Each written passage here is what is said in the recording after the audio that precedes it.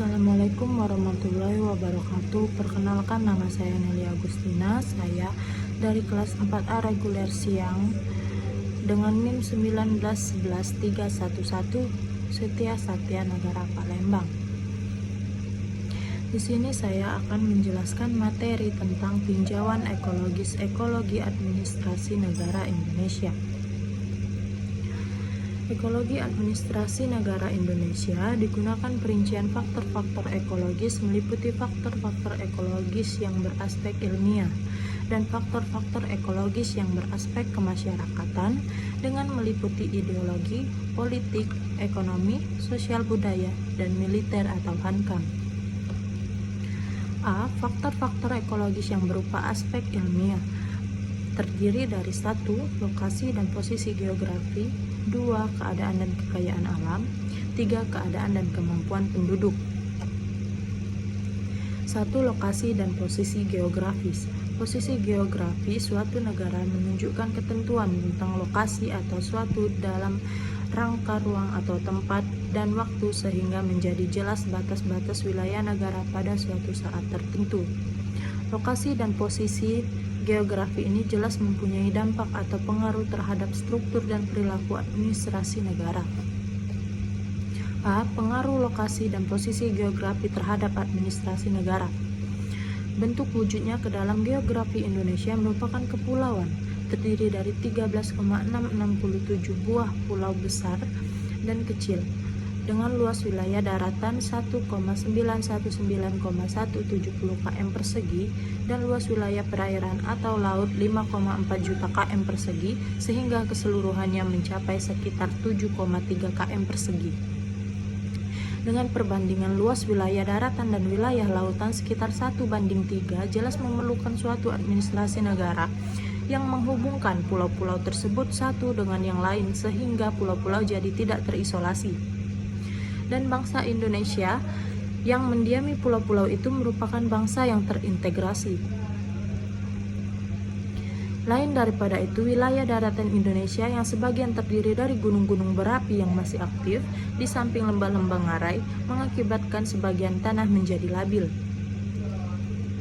2. Letak astronomik Indonesia ialah di antara 95 derajat dan 141 derajat bujur timur, di antara 6 derajat lintang utara dan 11 lintang selatan, yang berarti berada di daerah tropik.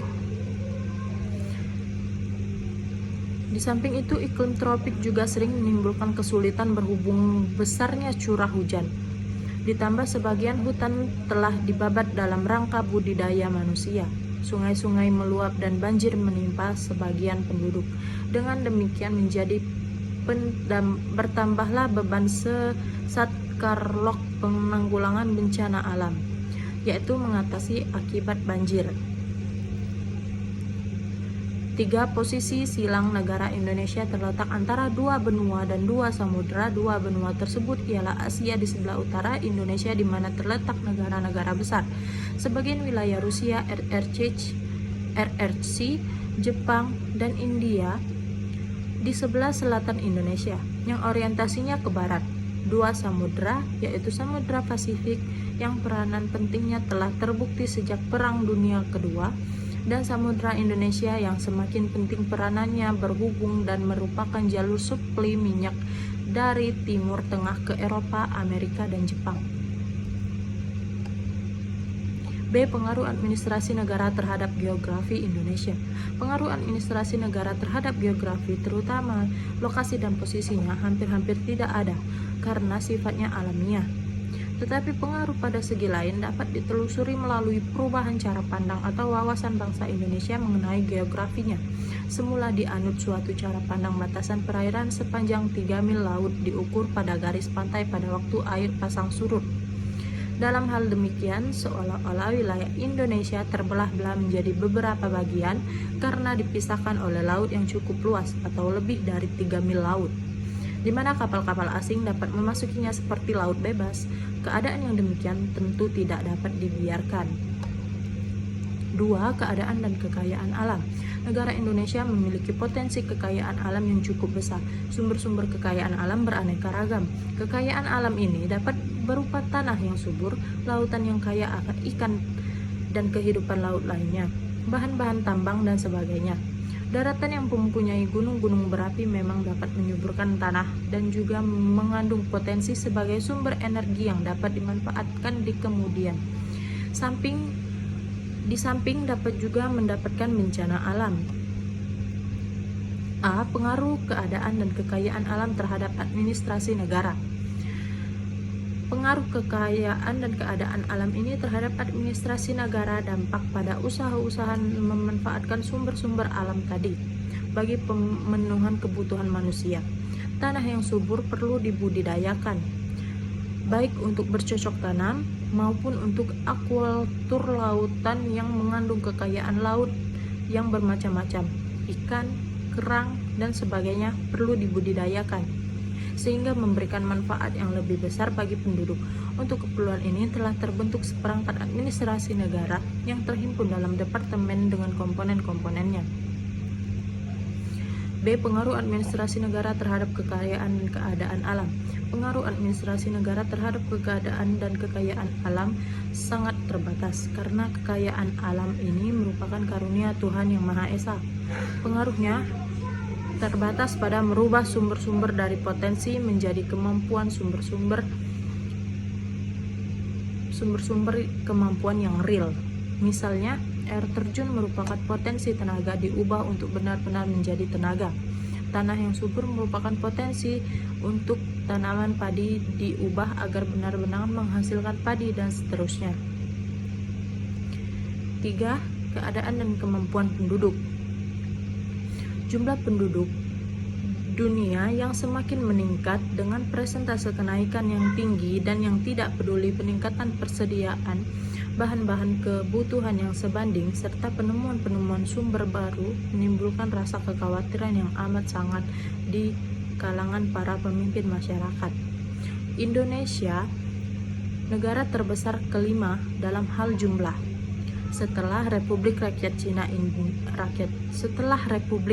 Cina, India, Amerika Serikat, dan Uni Soviet, mempunyai penduduk 119,208,229 jiwa pada tahun 1971 dan 147,490,298 jiwa pada tahun 1980. Dengan kenaikan rata-rata 2,32% setiap tahun selama 10 tahun terakhir ini. Untuk keperluan ini, maka ditetapkan program-program pemerintahan yang berkenaan dengan ini dan terkenal dengan program keluarga berencana yang dimulai secara resmi pada tahun 1969. Organisasinya semula bernama Lembaga Keluarga Berencana Nasional atau LKBN, kemudian diubah pada tahun 1970 atau 1971 menjadi Badan Koordinasi Keluarga Berencana Nasional atau BKBN, dan disempurnakan pada tahun 1971 atau 1972. Dan pada perkembangan selanjutnya, badan ini mempunyai susunan vertikal dan melibatkan para kepala daerah, semuanya mempunyai dampak terhadap administrasi negara dan daerah dalam lingkungan Departemen Kesehatan dan Departemen Dalam Negeri, baik di tingkat pusat maupun di tingkat daerah.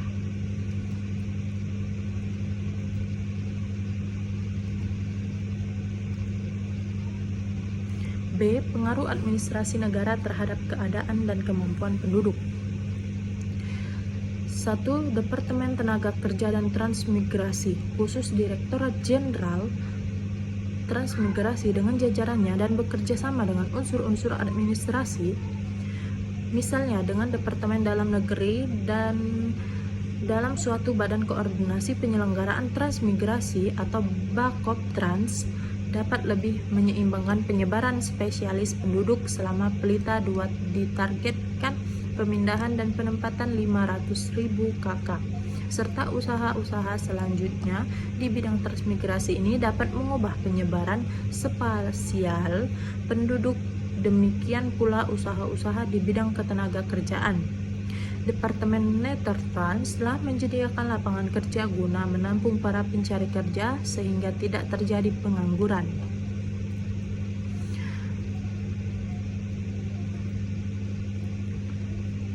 2. 2. Departemen Kesehatan dengan program-program di bidang kesehatan dapat mempengaruhi keadaan kesehatan penduduk, khusus program keluarga berencana dapat mempengaruhi pertumbuhan penduduk.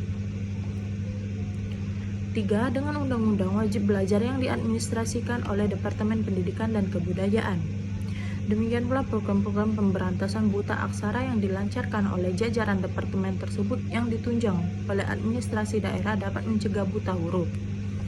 Dan pada gilirannya dapat menumbuhkan dukungan masyarakat terhadap administrasi negara. Dengan demikian administrasi negara memperoleh legitimasi yang besar. Baiklah, sekian materi yang dapat saya jelaskan. Mohon maaf jika masih ada kurangnya. Terima kasih. Wassalamualaikum warahmatullahi wabarakatuh.